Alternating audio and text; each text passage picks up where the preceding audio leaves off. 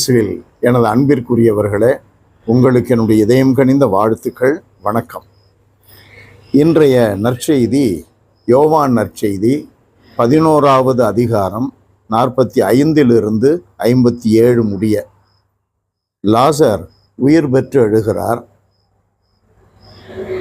மரியாவிடம் வந்திருந்த யூதர் பலர் இயேசு செய்ததை கண்டு அவரை நம்பினர்.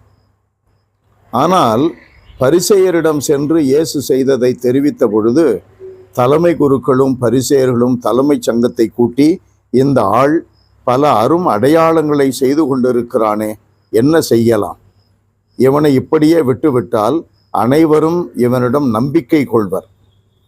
ரோமையர் வந்து நம் தூய இடத்தையும் நம் இனத்தையும் அழித்து விடுவார்களே என்று பேசிக்கொண்டனர்.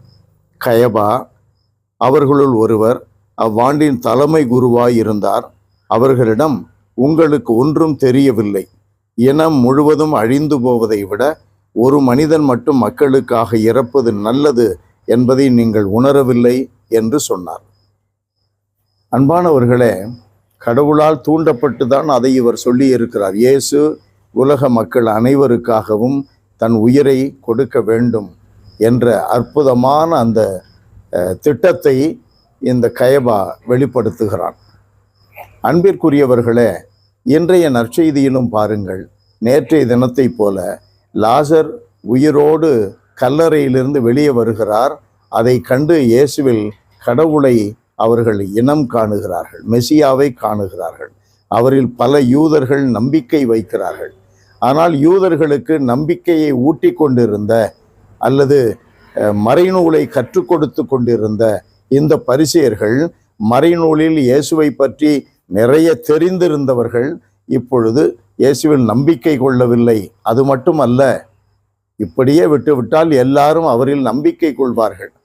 அப்படின்னா தங்களுக்கு பெருமை வராது, தங்களுடைய புகழ் வளராது, தங்களுக்கு மக்கள் மத்தியிலே பெயர் இருக்காது, தங்களுக்கென்று உள்ள எல்லா பெயரும் புகழும் மறைந்து போகும். எல்லாரும் அவரில் பெருமை கொள்வார்கள், அவரை பெருமைப்படுத்துவார்கள். சுயநலம்தான் காரணம். கடவுள் முன்னிலையிலே தங்களை தாழ்த்தி கொள்ளாததுதான் காரணம்.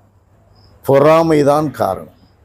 அன்றாட வாழ்க்கையில் நம்மிலே பலரை பார்க்கிறோம். அன்பியங்களிலே, பங்குகளிலே, நம்முடைய சமுதாயத்திலே ஒருவர் பெருமையாக வளர்ந்தால் மற்றவர்களுக்கு பிடிக்கவில்லை, செய்வன பண்ணுறான், மற்றவர்கள் அழிக்க பார்க்குறான், அவனுக்கு பேருக்கு கலங்கம் விளைவித்து அவனுடைய பெருமையை கெடுக்க பார்க்கிறான். பொறாமை, சுயநலம், ஆணவம், புகழ் பெருமைக்கு தாகம் நம்மை அழித்துவிடும். புகழுக்கும் பெருமைக்கும் நாம் வாழ்ந்தோம் என்றால் நாம் வாழ்வை அல்ல அழிவை அடைவோம். எல்லாம் வல்லவரே, எங்கள் இறைவா, இயேசுவினுடைய ஒவ்வொரு நிகழ்விலும் எங்களுக்கு அன்றாட வாழ்வில் எப்படி பயணிக்க வேண்டும், எப்படி பேச வேண்டும், எப்படி எண்ண வேண்டும், சிந்திக்க வேண்டும் என்று கற்றுக் கொடுக்கிறேன். பெருமையை தேடி, புகழை தேடி, சுயநலத்தோடு ஆணவத்தோடு நாங்கள் நடந்தால் எங்களுக்கு அழிவுதான் வரும் என்ற உண்மையை எங்களுக்கு பரிசேயர்களுடைய செயல்களிலிருந்து கற்றுக் கொடுக்கிறேன். ஆண்டவரே, கற்றுக்கொள்ளுகின்ற இந்த பாடத்தில் நாங்கள் உறுதிப்பட வாழ எங்களுக்கு துணை புரியும். இயேசுவின் நாமத்தில் ஜெபிக்கிறோம் பிதாவே. ஆமென், ஆமென்.